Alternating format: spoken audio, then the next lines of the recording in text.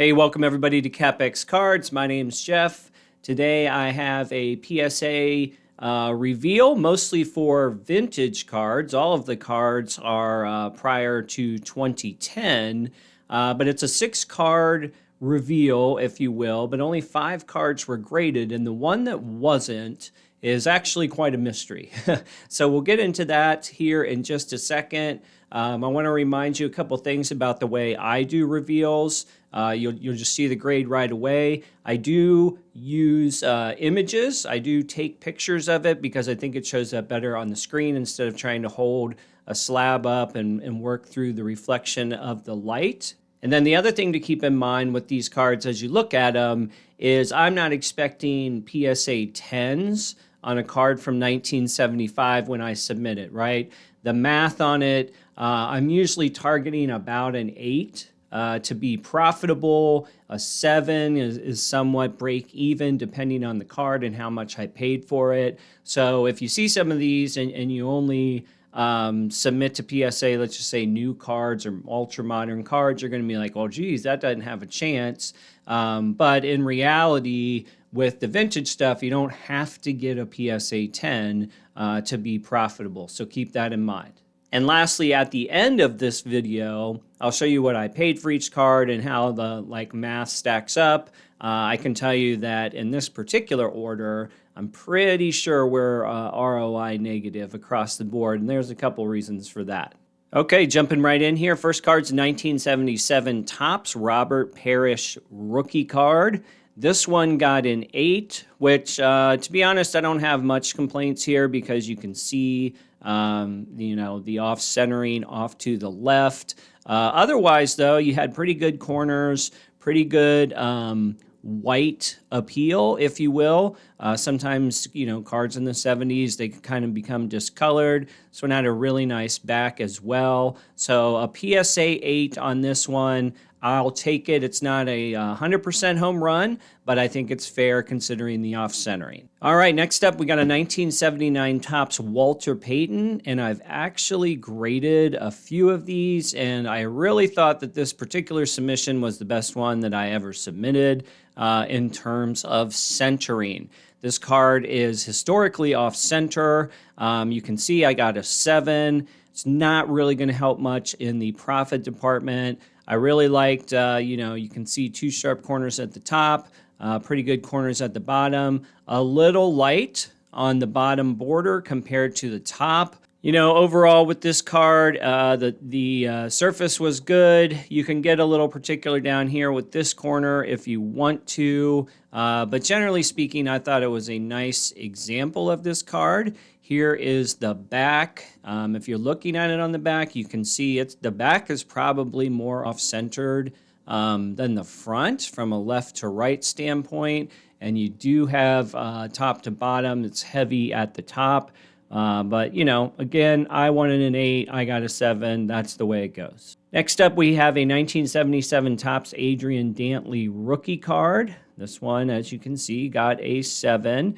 And again, if you're going to compare it to the Robert Parrish, we have a heavy left side.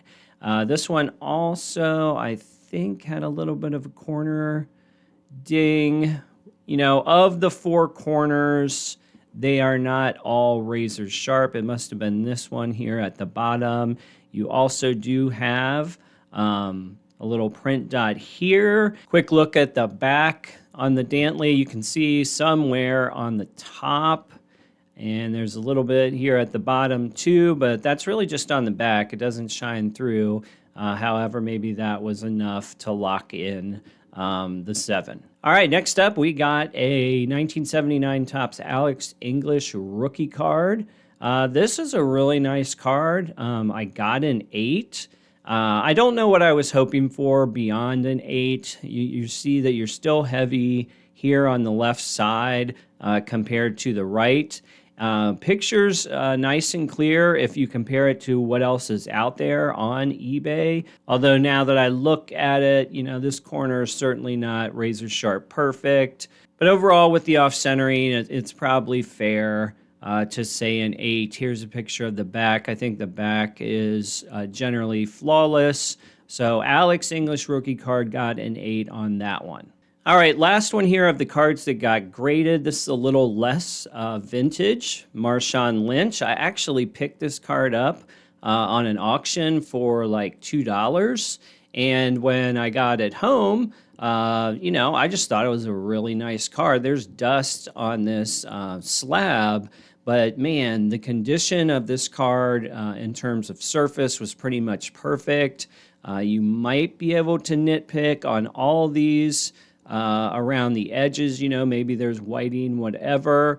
I don't see a lot in terms of off-centering. You can go by these dots, and you can see how the mouse arrow sort of fits between the blue and the top. And if we go down here, the red in the top, let's do it on this one instead. The red in the top, maybe the top is a little heavier than the bottom, but I pretty much anticipated this one to be a 9 at best, and I was sort of hoping for a 10, but I also knew that anytime you submit a card with the black border, you're really asking for trouble.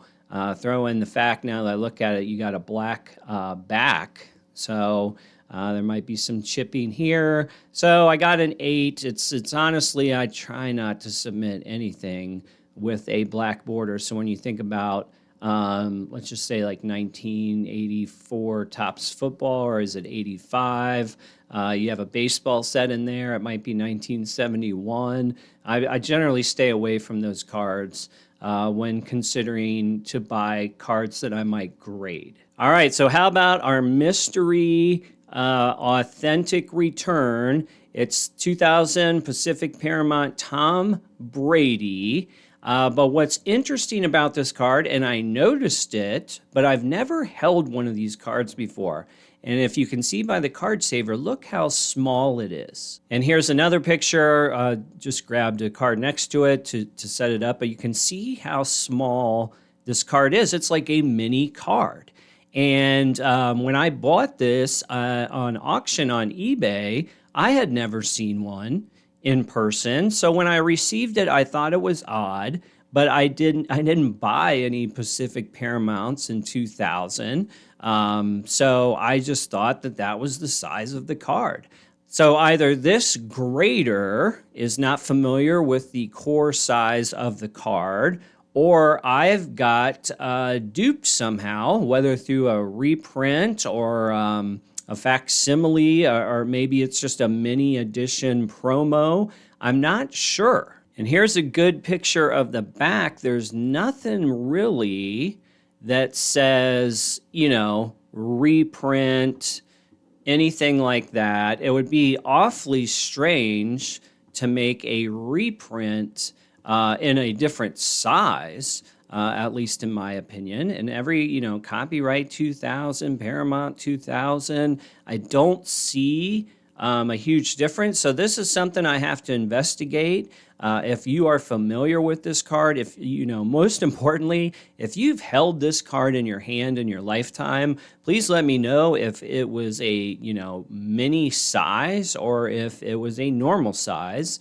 And then from there, do you know if they had a companion set of some kind, a mini version? I'm not going to give up on this card, and maybe not from PSA circumstances, but I'm going to do some more research. What if they did some sort of oddball promotion, and this is more rare than we thought? All right, let's finish up here with the math. We'll start with the Tom Brady. This is the cost to ship plus the grading costs. I grade most of my stuff through GameStop, which is about $22 per card. But obviously you have some shipping in there, you have some packaging, so I just call it an even 25. I do try to keep my costs, very open, so I don't round down or anything like that. If anything, I round up, like you see here with grading. So however I came across the Tom Brady card on an auction or a lot, it cost me about $90 plus $25 to grade. That's $115. Obviously, we're at zero. If the card would have gotten a PSA 8, it would sell for about $145 and a 9 $230. All right, next up we had the Robert Parrish rookie card, 77 tops. I bought that card for $40, paid $25 for grading. Total cost was $65. We got the 8.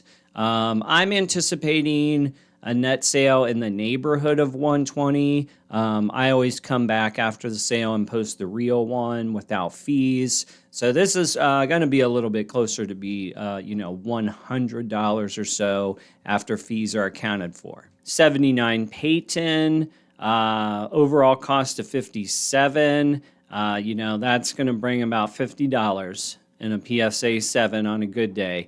You can see if I got it to PSA 8, you'd be right around the 100 mark, and that's when things would make a lot more sense. But we did not get there for that particular card. Adrian Dantley, 77. Let's see, purchased for $25, graded, so $50 total, and it ended in a 7, which might bring $30. That one, as I look at it more closely, the PSA 8 is around $65, $70. So that one, just looking at the card, it was probably stupid to send it in. But here we are today. All right, next up, Alex English. Total cost of $55. Graded an 8. Maybe I get 60 for it, and that won't be, that won't include fees. So probably flat to negative. And then Marshawn Lynch, total cost with grading was $28. And I needed to get a 9 on that one to be in positive territory. Unfortunately, I did not. All right, guys, so barring me finding out that I have some super rare Tom Brady mini Pacific rookie card, this was pretty much a bust. Straight up. You can tell that I dabbled in the 70s basketball. I really like 70s basketball cards, 80s basketball cards. 70s are really hard to find, though, particularly centered. And you could tell by the prices that I paid that you do have to pay up for the good copies, unless you're coming across some collection or something. So, word to myself, I would just say, let's just be more careful. Let's reel this back in and make sure that the things that we're submitting actually have strong potential to profit, even if they don't get a 10.